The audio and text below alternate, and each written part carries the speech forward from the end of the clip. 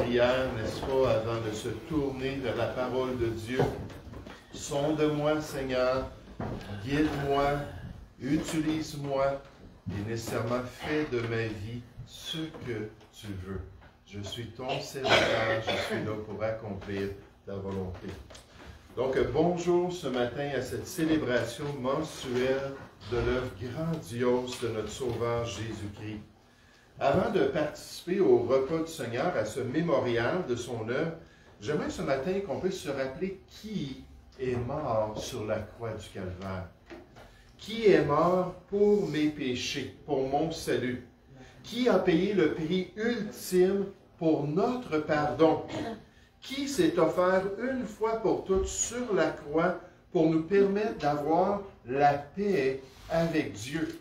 Parce que c'est exactement ce que Dieu nous dit qu'on reçoit lorsqu'on se tourne vers lui. Et moi, je me souviens, il y a 35 ans, lorsque, après être allé pour une seule fois dans ma vie à l'Église chrétienne, puis avoir détesté la réunion, à l'âge de 21 ans, j'étais là assis, puis je regardais les gens chanter, je regardais les gens sourire. Tout le monde m'a dit « Bonjour, jeune homme, content de te voir. » Puis là, le pasteur qui avait enseigné devant, j'avais absolument rien compris ce qu'il avait dit. J'avais juste hâte de m'en aller. Mais là, il dit, viens donc me voir à mon bureau. J'aimerais ça ouvrir la Bible avec toi. Juste te montrer 3 choses que tu dois comprendre dans ta vie. Puis là, j'étais allé le voir, puis il m'avait montré mon état spirituel devant Dieu. Il m'avait montré mon besoin de sauveur, puis comment Jésus avait tout payé. Et finalement, ce que j'avais besoin de faire, c'est d'invoquer son nom, de lui demander sincèrement de tout cœur de venir changer ma vie, de venir me donner un nouveau cœur et la vie éternelle. Puis quand j'ai invoqué, quand j'ai prié, puis que j'ai demandé ça à Jésus, après avoir dit Amen, j'ai regardé le pasteur, puis j'étais ébloui. Pendant quelques années, j'avais été dans l'occultisme, je faisais de la méditation transcendantale. À chaque jour, je faisais mon 25 minutes de répétition de mon mantra, puis j'allais sous une pyramide. Ici, sur l'autoroute 20, il y avait un homme qui était dans l'ésotérisme. J'allais sous une pyramide pour recharger ma batterie à chaque mois. Je faisais toutes sortes de choses, mais ça n'avait jamais changé mon cœur. Ça n'avait jamais changé ma vie.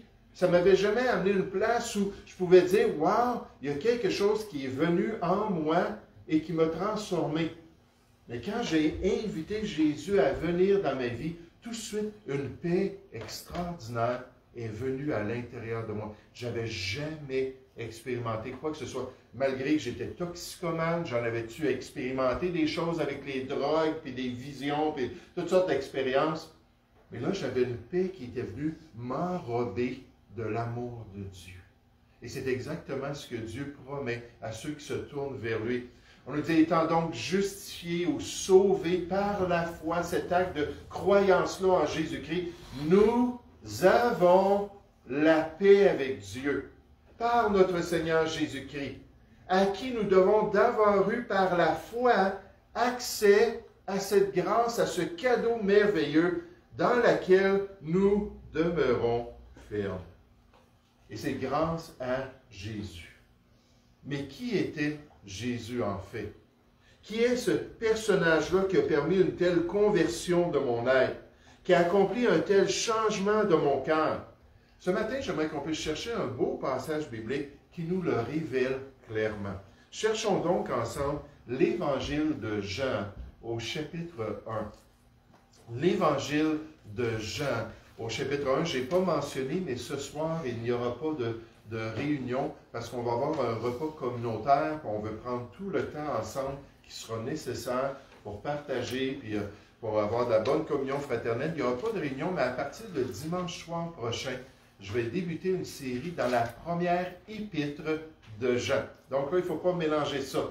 Jean a écrit 5 livres. Il a écrit l'Évangile de Jean, la première, deuxième, troisième épître de Jean et le livre de l'Apocalypse. Donc après l'apôtre Paul, c'est le plus grand écrivain du Nouveau Testament. Mais donc, on n'ira pas dans 1 Jean ce matin, mais on veut regarder l'Évangile plutôt de Jean. Au chapitre 1, on aimerait saisir la grandeur de ce sauveur-là qui est mort sur la croix du Calvaire. On va célébrer tout à l'heure que son corps a été brisé pour nous, que son sang a été versé pour nous. Mais avant de le faire, on veut considérer la grandeur de ce Sauveur pour nous aider à le faire avec un cœur bien disposé, pour vraiment le faire là, avec une reconnaissance sincère, parce que ce n'est pas mon voisin qui est mort pour moi. Ce n'est pas même mon père terrestre qui est mort pour moi, ou un ami qui est mort pour moi. C'est un être totalement extraordinaire. Jean chapitre 1, on le décrit au verset 1. Jean chapitre 1, au commencement était la parole. Si on sauterait au verset 14, on nous dit que la parole, c'est le Fils de Dieu. Donc, c'est une image de Jésus. Au commencement était la parole ou Jésus. Et la parole était avec Dieu au commencement, et la parole était Dieu. Elle était au commencement avec Dieu. Toutes choses ont été faites par elle, cette parole-là, le Seigneur Jésus. Et rien de ce qui a été fait n'a été fait sans elle. En elle était la vie.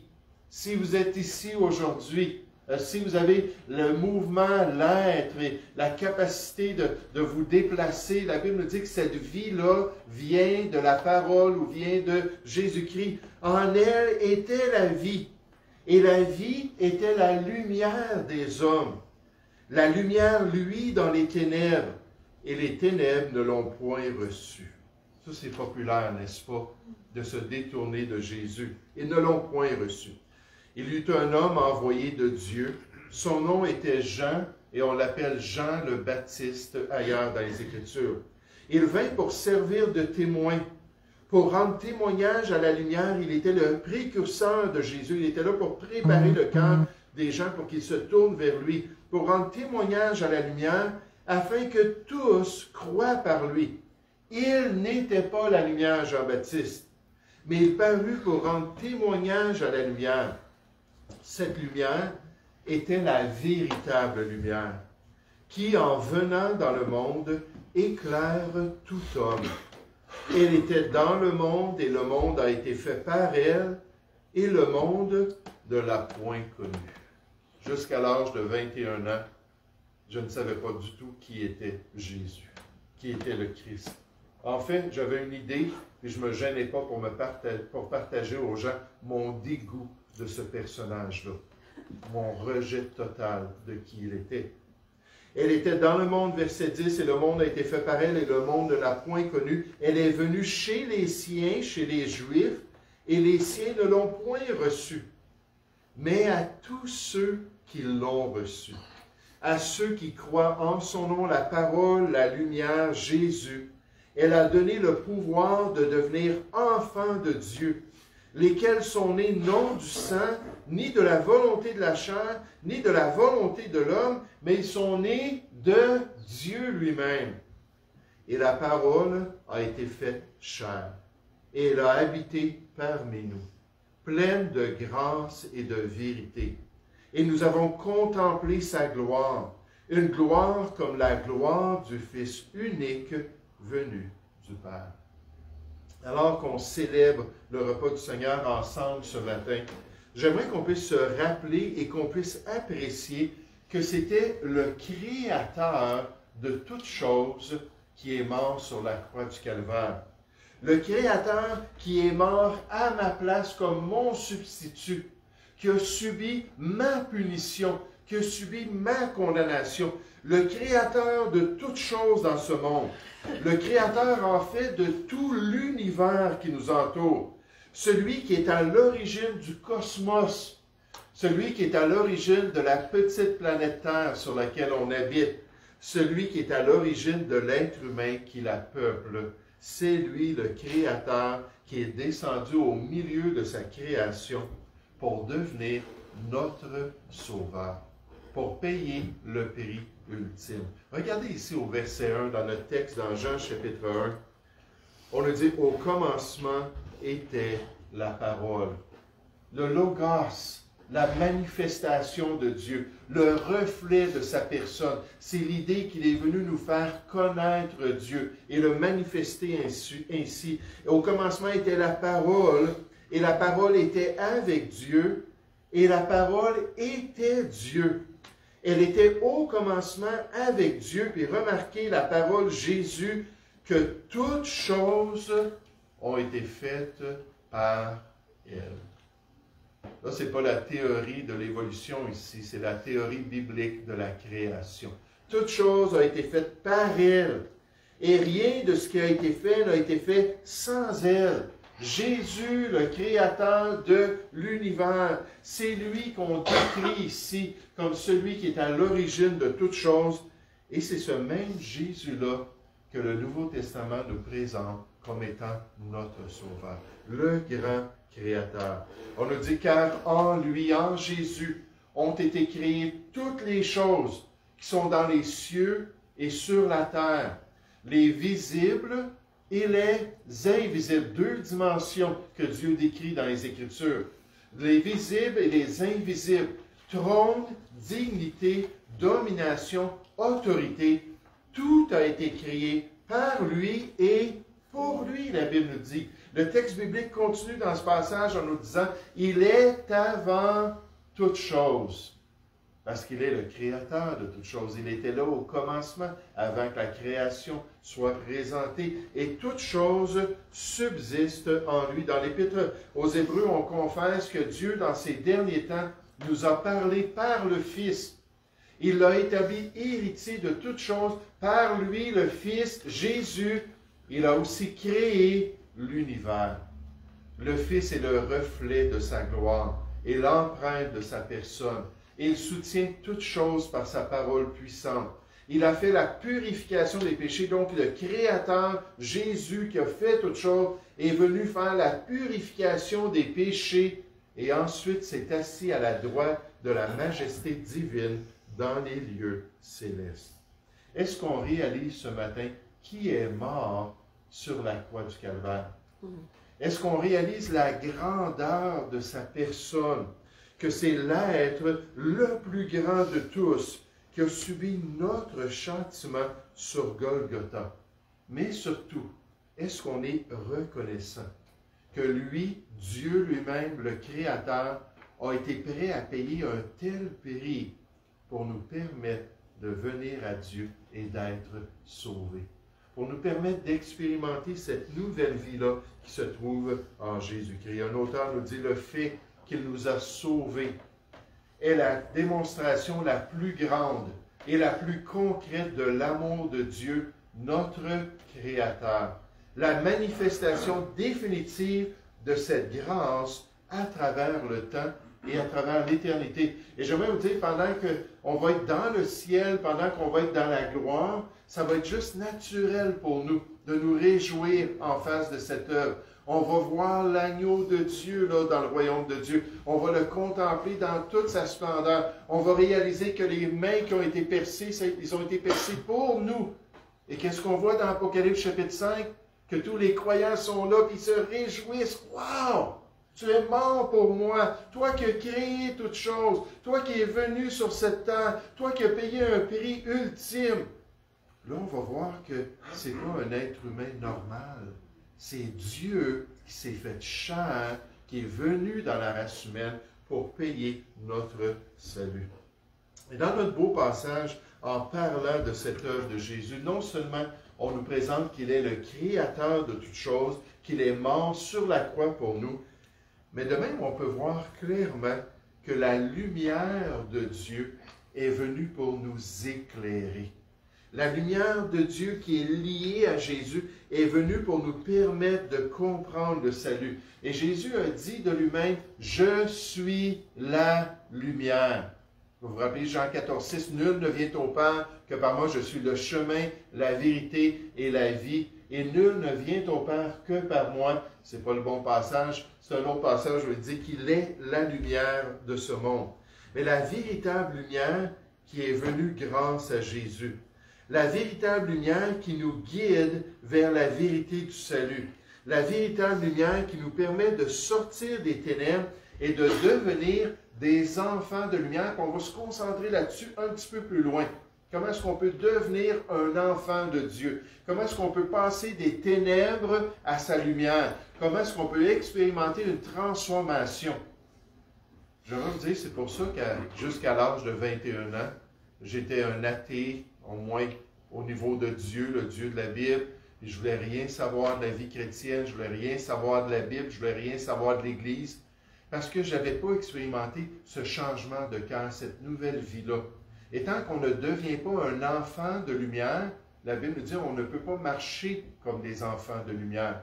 On ne peut pas suivre ce que Dieu désire et accomplir le plan de Dieu. Et comme c'est pénible pour quelqu'un d'être religieux, peut-être que c'est dans sa culture, peut-être que c'est dans sa famille, peut-être que c'est l'expérience qu'il a eue toute sa vie, qu'on va, le dimanche, on va à l'église, puis on va écouter le sermonneur là, ou le prédicateur, puis ainsi de suite. C'est juste des choses qu'on fait, parce que c'est culturel, puis c'est une habitude familiale, puis je respecte les traditions de ma famille.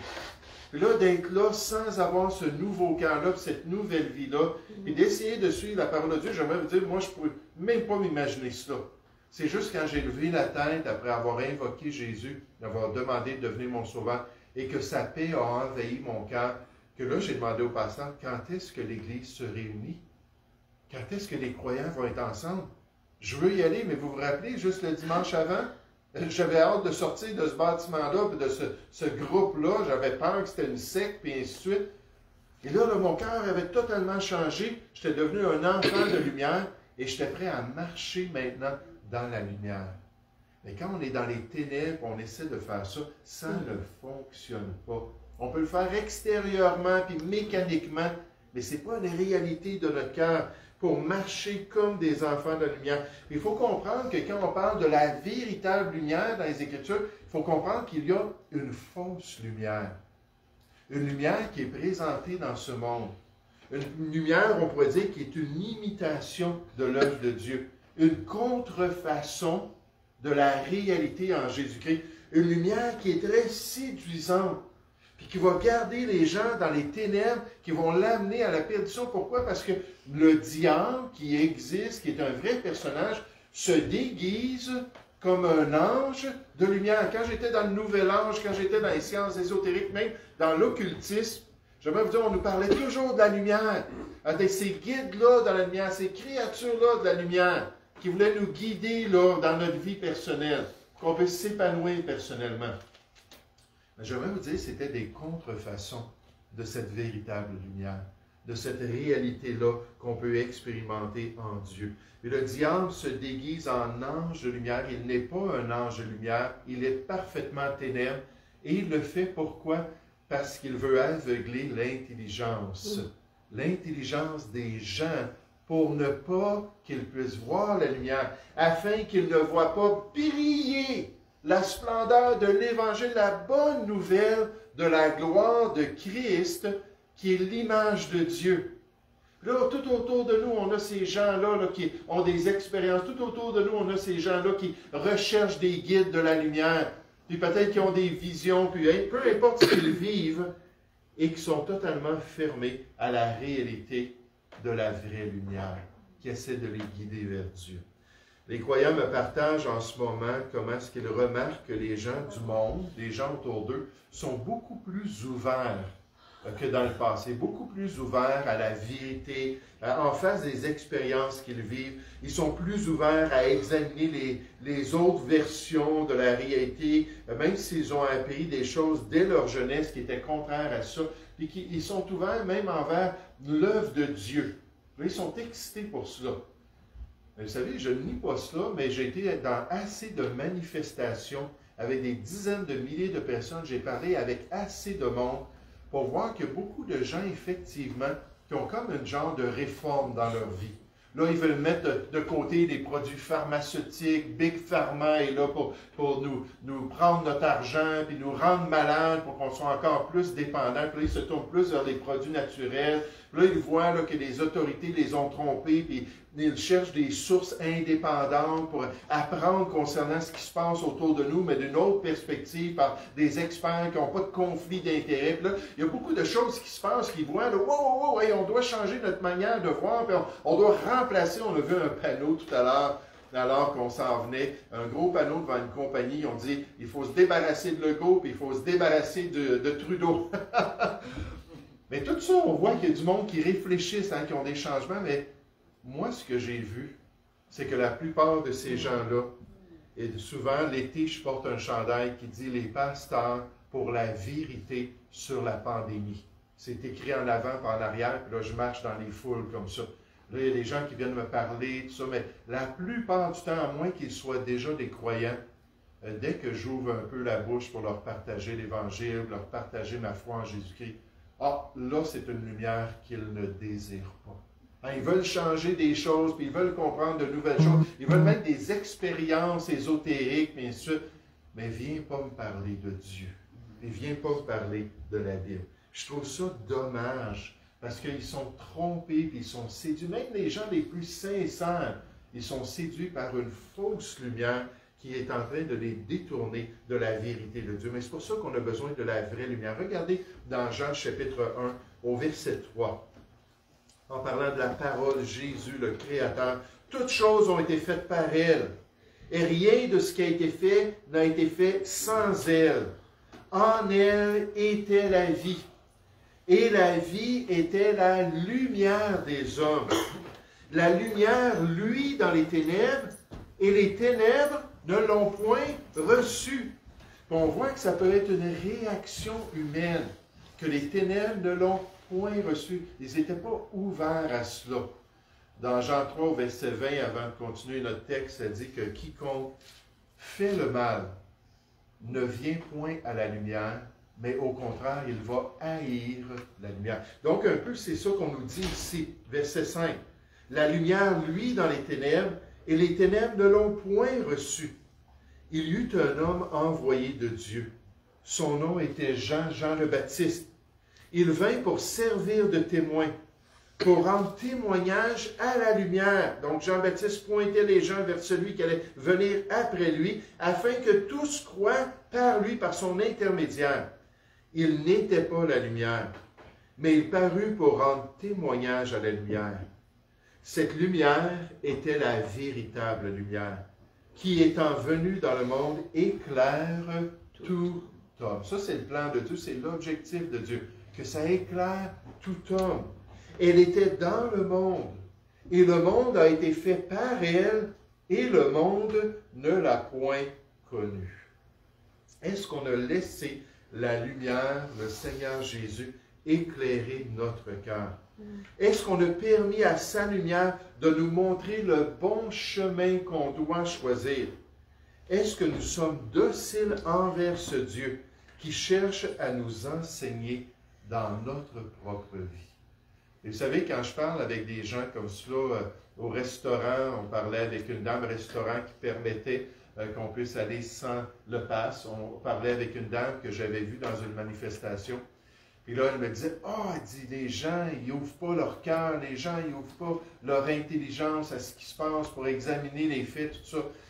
Et souvent, ce que je veux dire à des gens comme ça, je veux dire, oui, je comprends très bien, puis je suis content de voir des Québécois, je l'ai dit à quelques reprises hier, voir des Québécois avec les yeux ouverts, ça fait du bien de voir ça. Mais vous savez, il y a un domaine dans lequel les gens ne veulent pas ouvrir leurs yeux. Puis je vais leur dire, écoutez, vous devriez aussi être ouverts envers ça. On vous a enseigné l'évolution à l'école. On vous a enseigné que Dieu est mort. On vous a enseigné qu'il n'y a rien de vrai dans la Bible. C'est plein de contradictions. On vous a enseigné toutes ces choses-là. Puis là, vous vivez votre vie comme si vous étiez autonome. Vous êtes comme des brebis errantes. Chacun suit son propre chemin, ce qu'il veut bien, alors que Dieu vous appelle à vous tourner vers lui et à l'inviter dans votre vie, à vous repentir, faire un 180 degrés et à venir à lui pour avoir la vie. Et quand je parle à une personne comme ça, je comprends très bien la réticence, parce que jusqu'à l'âge de 21 ans, j'avais un cœur totalement fermé. Un cœur qui était comme les verrous d'un palais. Il y a des gens qui ont essayé de me parler de Jésus, qui ont essayé de me présenter l'Évangile. À l'âge de 15 ans, 2 hommes sont venus cogner chez nous, et ils m'ont invité à me tourner vers Jésus, et à le recevoir. Je voulais absolument rien savoir. Fait que je peux être patient et compatissant. Parce qu'à l'âge de 21 ans, là, j'ai ouvert mon cœur. Et là, j'ai reçu cette nouvelle vie-là qui se trouve en Jésus-Christ. Et merci, Seigneur, pour ta patience envers nous. Merci qu'un jour, tu es venu éclairer nos yeux et tu es mort sur la croix pour qu'on puisse être sauvés. Merci que tu nous as permis de voir la vérité, cette vérité-là sur le salut de notre âme. Tu es descendu sur la terre, la Bible nous dit, afin que quiconque croit en moi ne demeure pas dans les ténèbres. Et j'étais entièrement dans les ténèbres autrefois. Mais Jésus est venu pour m'ouvrir les yeux et me permettre de marcher dans la lumière pour accomplir la volonté de Dieu. Cette lumière qui demeure en nous une fois qu'on est sauvé. Cette lumière qui nous permet de vivre dans ce monde selon la vérité même de Dieu. Et alors qu'on se prépare à célébrer le repas du Seigneur, j'aimerais de même qu'on apprécie que Dieu nous permet de devenir enfants de Dieu. Dieu nous permet d'avoir une relation filiale avec lui. De passer là, de cette relation où on ne connaissait pas Dieu, où il y avait un mur de séparation entre nous et Dieu, à une relation où on peut s'approcher librement de Dieu. Parce qu'il est venu nous sauver et ensuite il nous a adoptés dans sa famille. Regardez dans Jean chapitre 1 au verset 10. On a parlé du Créateur qui est venu sur cette terre. On a parlé de cette lumière, cette vie-là qui est là pour nous guider vers Dieu. Mais remarquez comment est-ce qu'il nous permet de devenir un enfant de Dieu. Au verset 10, on nous dit, « Elle était dans le monde, et le monde a été fait par elle, et le monde ne l'a point connue. Elle est venue chez les siens, et les siens ne l'ont point reçue. Mais, et que j'aime ces « mais-là » dans les Écritures. Hein, quand on nous dit qu'on a un gros problème, mais la miséricorde de Dieu. Quand on nous dit qu'on est incapable, mais la grâce puis la puissance de Dieu. Et tous ces mais-là, ces conjonctions-là qui nous ramènent à cette réalité-là qu'avec Dieu, tout va être différent dans notre vie. Tout va être changé.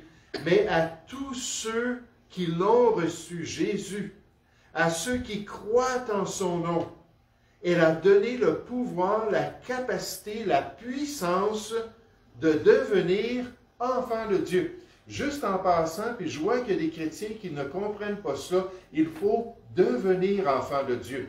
Nous sommes tous des créatures de Dieu, chaque être humain. Nous sommes des créatures de Dieu. Mais c'est seulement ceux qui se tournent vers Jésus-Christ qui sont des enfants de Dieu. Ça, c'est une relation totalement différente. Oui, Dieu nous a créés, mais quand on devient un enfant de Dieu, on est dans une relation avec notre Père céleste qui change la direction de notre vie. Il faut devenir un enfant de Dieu. On nous dit, lesquels sont nés, verset 13, non du sang, ni de la volonté de la chair ne veut rien savoir de ça, ni de la volonté de l'homme, c'est pas nous qui décidons ça, mais qui sont nés de Dieu. Et c'est clair, la Bible nous dit, car vous êtes tous fils de Dieu ou enfants de Dieu par la foi en Jésus-Christ. Lorsque vous l'avez invité dans votre vie, lorsque vous avez ouvert votre cœur à son œuvre sur la croix, là, il vous a adopté dans sa famille. J'aime tellement ça, les images bibliques, c'est que quand on parle de cette question-là de l'adoption dans les Écritures, comme dans le verset suivant, on nous dit, mais lorsque les temps ont été accomplis, Dieu a envoyé son Fils, le Créateur du monde, la lumière du monde, né d'une femme, né sous la loi, afin qu'il rachète ou qu'il sauve ceux qui étaient sous la loi, condamnés par Dieu, afin que nous recevions l'adoption. Et on nous dit en tant que chrétiens, et parce que vous êtes fils, vous êtes filles de Dieu. Dieu a envoyé dans nos cœurs l'Esprit de son Fils, lequel crie « Abba, Papa » ou « Père ». Et le Nouveau Testament présente cette réalité-là de l'adoption. Et vous savez, les termes qui sont utilisés, c'est les termes juridiques du 1er siècle dans l'Empire romain. Et qu'est-ce qui arrivait, c'est qu'on pouvait avoir des gens qu'on aimait bien, soit des serviteurs ou des amis, et une personne pouvait dire, mais on va aller signer un contrat devant un juge et je vais t'adopter dans ma famille. Tu vas faire partie de ma famille. Et une fois que c'était fait, on allait signer cette entente-là. Juste avant de signer, le juge allait dire, écoutez, vous comprenez ce que vous dites là. Là, vous adoptez Sévérin dans votre famille. Ou là, vous adoptez Francine dans votre famille. Ou là, vous adoptez, je ne sais pas moi, Mario dans ta famille. Une fois qu'il va être adopté, il va porter ton nom, il va être héritier de tes richesses, il va avoir tous les droits familiales. Et dernièrement, c'est irrévocable. On ne peut plus revenir en arrière. Après 2 ans, après 10 ans, après 20 ans, tu ne peux pas dire, ah ben là, finalement, là, je ne le veux plus. Je m'en débarrasse de cet enfant-là. Non, l'adoption était fixe. Et Dieu utilise ça pour parler de notre adoption. Et nous, ce n'est pas 20 ans, 30 ans, c'est 500 ans, 2000 ans, 40 000 ans. Dieu ne changera jamais. Et dans les Écritures, il n'y a jamais un passage qui dit « Et je vais mettre fin à cette adoption-là des enfants de Dieu. » Et c'est quelque chose qui est garanti pour toujours, que Dieu nous a donné par la foi en Jésus-Christ, qui nous a donné grâce à son œuvre sur la croix du Calvaire. Et en tant que chrétien, on nous dit que l'Esprit lui-même, l'Esprit d'adoption, celui qui dit « Abba, Papa, Père », je suis en relation maintenant avec Dieu comme étant mon Père. Mais celui-là, cet esprit-là, lui-même, rend témoignage à notre esprit que nous sommes enfants de Dieu. Et ce n'était pas dur pour moi de comprendre. Quand le pasteur m'a expliqué ça, maintenant tu es un enfant de Dieu, maintenant tu fais partie de la maisonnée de Dieu. Je dis, je sais, il y a quelque chose qui s'est passé. Ce jour-là, quand j'ai demandé à Jésus de me sauver, il y a quelque chose qui a changé à l'intérieur de moi. Mes yeux se sont ouverts, mon cœur a été transformé. J'ai demandé au pasteur tout de suite, quand est-ce les réunions d'église? Moi qui étais anti-religieux. Mais tout ça pour montrer que quand le cœur est pris, qu'un cœur de pierre est transformé dans un cœur vivant de chair, là, il peut pomper le sang dans cette relation-là avec Dieu, puis accomplir le plan de Dieu. Et Dieu nous montre ce témoignage-là. Par cette œuvre grandiose du Seigneur Jésus accomplie sur la croix du Calvaire, ce matin, on peut célébrer que c'est Dieu, le Créateur, qui est venu mourir pour moi, qui est venu payer ce prix ultime pour ma personne. On peut admirer que c'est sa lumière même, la véritable lumière qui éclaire tous les hommes, on nous dit au verset 9. C'est sa lumière même qui m'a permis de comprendre, qui m'a permis de saisir, qui m'a permis de mettre ma foi en Jésus-Christ. Puis on peut le remercier qu'en fait, on est adopté dans sa maisonnée. Et c'est une adoption qui est éternelle, irrévocable. Donc, c'est pas, est-ce que je suis un bon chrétien à chaque jour, puis je ne fais jamais de péché, puis je suis toujours honnête. Non, là, je ne suis pas en train de vous dire, vivez comme vous voulez, puis de toute façon, vous êtes adoptés. Non, Dieu est un bon Père, puis quand c'est nécessaire, il va sortir la Vierge là, pour nous ramener dans ses voies. Mais ce que je suis en train de vous dire, c'est qu'effectivement, on peut avoir cette grande certitude et cette grande joie-là à cause de celui qui est mort sur la croix du Calvaire. Et on va le célébrer dans un instant, mais je prie vraiment qu'on puisse de tout cœur dire merci Seigneur pour ce corps que tu as donné pour mon salut et merci pour ce sang qui a été versé pour moi. On va prier ensemble. Ô Père Céleste, j'aimerais te louer, j'aimerais te remercier pour ce beau passage des Écritures. Seigneur, un passage qui bien souvent va être utilisé pour essayer de contrer des fausses croyances, surtout par les témoins de Jéhovah. Et un passage que des fois on n'analyse pas juste pour ces vérités qu'ils partagent. Mais merci Père Céleste que nous avons cette paix et que nous avons cette joie de connaître la parole qui est venue dans ce monde, la parole qui va revenir un jour pour nous chercher. Et la parole à la fin de la tribulation qui va descendre à cette grande bataille d'Armageddon. Et Seigneur, sur ses vêtements, ça va être marqué la parole de Dieu. Le Seigneur Jésus, le roi des rois et le Seigneur des seigneurs. Et merci Seigneur qu'on a ce privilège de te connaître et de pouvoir célébrer ton œuvre ce matin. Aide-nous à le faire avec un cœur sincère. Nous te prions au nom du Seigneur Jésus. Amen. Amen. Désolé, je manque de personnel.